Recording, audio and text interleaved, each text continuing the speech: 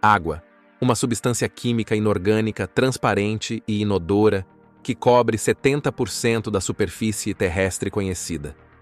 É uma força motriz da vida por trás dos organismos baseados em carbono que florescem em nossa terra, faz fronteira e separa nossas terras, coleta e solidifica nas regiões internas e externas do nosso reino estacionário. Deus deve ter enviado uma mensagem para os habitantes da terra, e ela foi precisa. Ele disse-lhes para vigiar a água, meditar sobre sua função e leis naturais, porque em seu tempo um grande engano seria lançado sobre eles, como uma sombra fria de um rei nefasto desconhecido. Talvez Deus tenha enviado esta mensagem na forma de um dilúvio, mas sua verdade foi modificada e enterrada, e a mentira propagada. Apesar de que a água em repouso não é curva ou convexa, as leis naturais de um corpo de água em repouso implicam que ele toma a forma exata do recipiente que preenche e sempre encontra, e mantém um nível plano. Água em repouso sempre fica plana. Ao observar a água quando alcançamos pontos de vantagem, ao sobrevoar em aviões e antes de tomarmos um gole de nossa bebida, devemos nos lembrar de nunca esquecer essa lei. A maioria de nós instintivamente entende as leis da água, e ainda muitos continuam seu dia a dia participando involuntariamente da absurda farsa heliocêntrica. Mas para nós, que sabemos que nossa Terra não é um planeta girando em um vácuo infinito do espaço, aqueles que estudaram seu Sol digitalmente e perceberam que é o Sol que está se movendo e não a Terra, traçaram as rotas e lógicas do caminho de voos no modelo do globo e concluíram que o modelo está incorreto.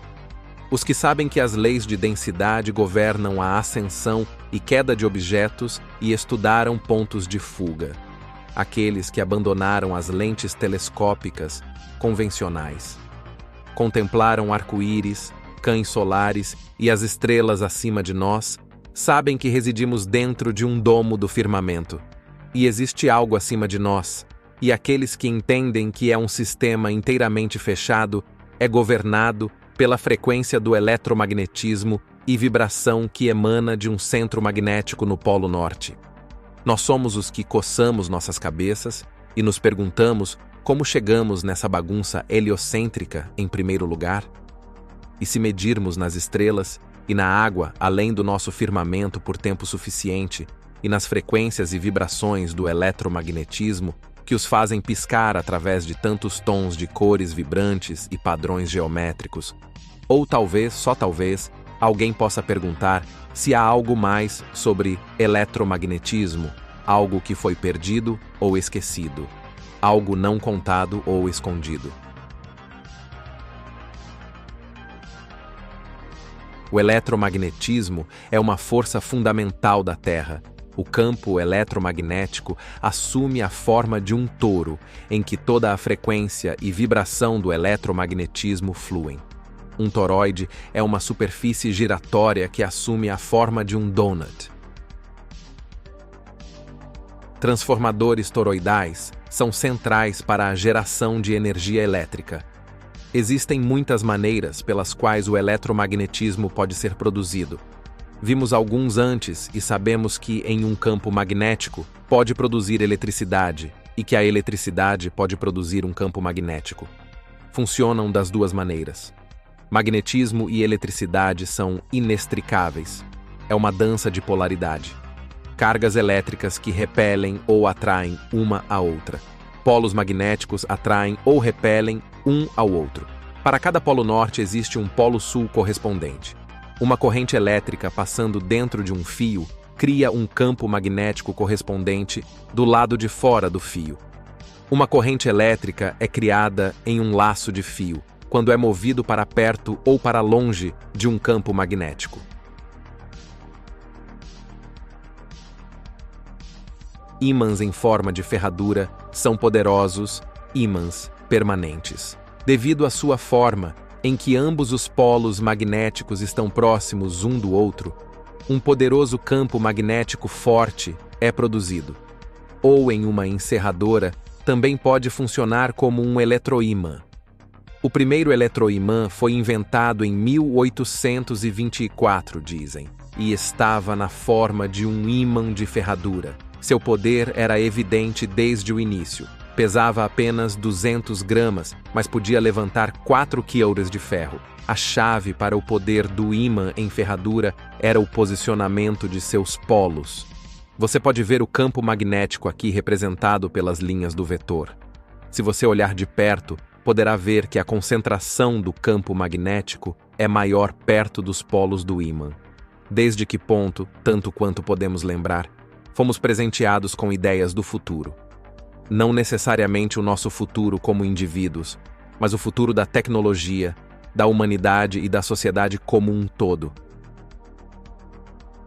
Seja na forma de filmes de Hollywood, você sabe, os filmes de ação, as sagas de ficção científica e os tipos animados,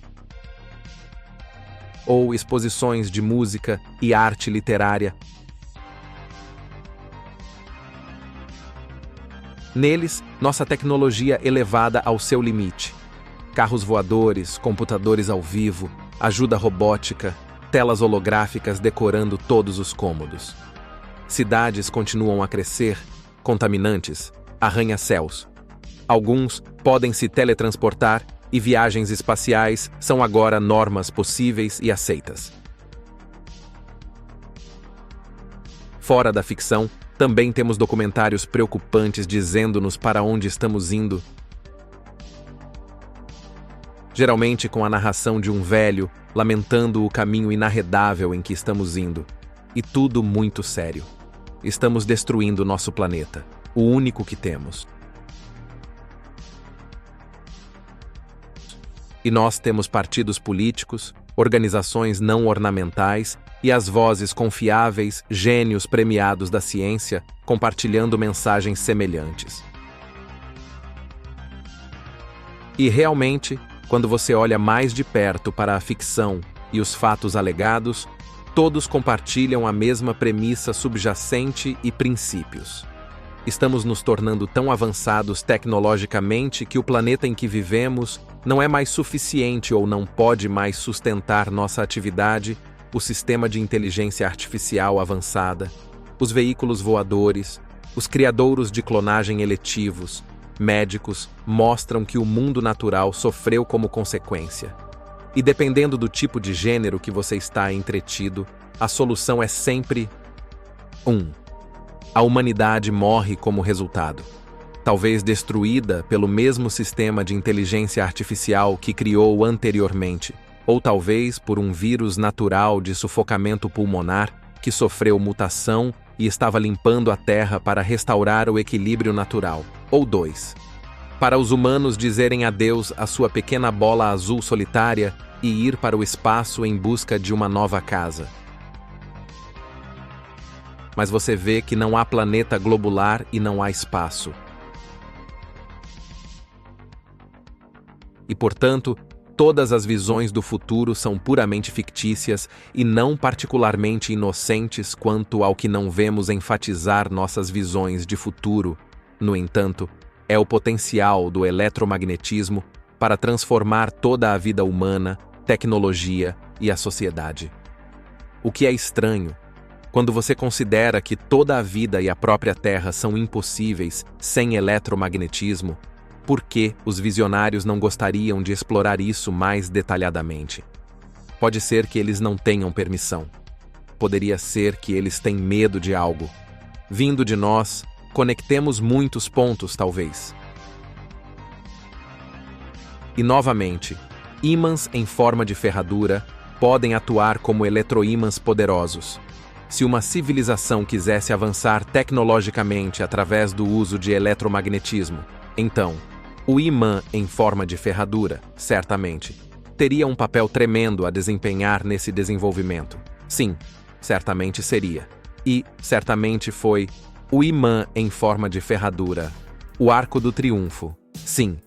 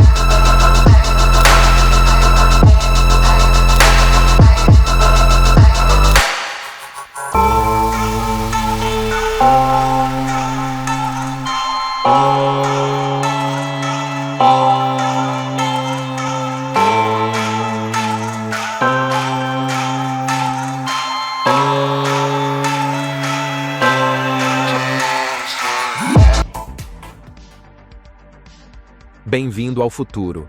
O passado se foi. O futuro veio e venceu o ponto. E nós perdemos a magnífica arquitetura que vemos por todo o nosso reino, em que os mentirosos oficiais e controladores de nosso mundo dominaram. Historicista, neoclássico, renascentista, gótico e assim por diante. Todos pertencem a uma civilização totalmente unificada. Uma civilização tão desenvolvida que eles controlaram o poder no eletromagnetismo a um grau tão alto que eles não apenas construíram essas estruturas enormes, mas também as criaram com extrema sutileza e beleza. Uma celebração de seu próprio avanço tecnológico. As estruturas foram projetadas com a única intenção de colher e gerar energia eletromagnética, distribuída pelo mundo. Suas cidades, vilas, todo um estilo de vida ocorria e dependia do uso de energia eletromagnética livre, limpa e poderosa. A energia era coletada e aproveitada da ionosfera acima de nossas cabeças, através do uso de antenas, pináculos, cúpulas e torres. Todas as estruturas impossíveis que vemos hoje foram reaproveitadas e remarcadas por nossos controladores e cidadãos do século XIX. Isso não é uma igreja, esta não é uma mesquita, isto não é um castelo, e este não é um edifício do governo. Estes são geradores, poderosos e gigantescos. Eles coletavam e geravam energia eletromagnética que era armazenada em grandes centrais elétricas e distribuída e redirecionada por sofisticadas estruturas avançadas, uma das quais é um enorme eletroímã, ou o que conhecemos como arcos triunfais. A energia era armazenada em baterias e capacitores, como torres e obeliscos.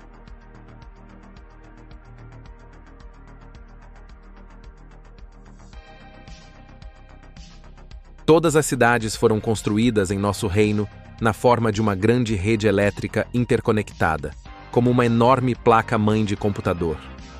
Eu já sei o que você está pensando. O quê? Ele finalmente se perdeu. Ele tinha dito terra plana, mas isso já é demais. Eu sei. A programação de backup está começando, mas antes de se virar para sair e jogar fora suas botas enlameadas, deixa-me mostrar a você como isso funciona. Como você já sabe, vivemos em um plano estacionário plano, e no centro há uma fonte de magnetismo no Polo Norte, e diretamente acima dele está a Polaris fixada no centro, no ponto mais alto do cristalino domo. Abaixo do firmamento existem diferentes camadas de atmosfera em diferentes alturas. A ionosfera começa a cerca de 30 milhas acima da Terra. Inclui a termosfera e a mesosfera. A ionosfera é uma atmosfera elétrica que é ionizada pelo eletromagnetismo do Sol, também forma a borda interna da magnetosfera. Eu sei, muitas palavras grandes e conceitos abstratos, mas você está familiarizado com este processo e testemunhou ele todos os dias por toda a sua vida.